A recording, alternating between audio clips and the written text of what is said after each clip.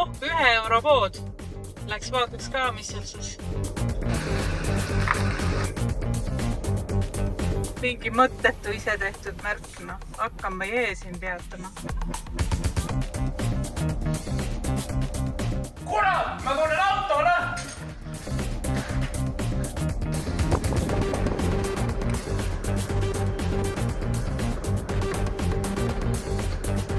Kas te märki ka tunnete või? Mis märki? Märk oli ees keelumärk. Siia sõita ei tohi.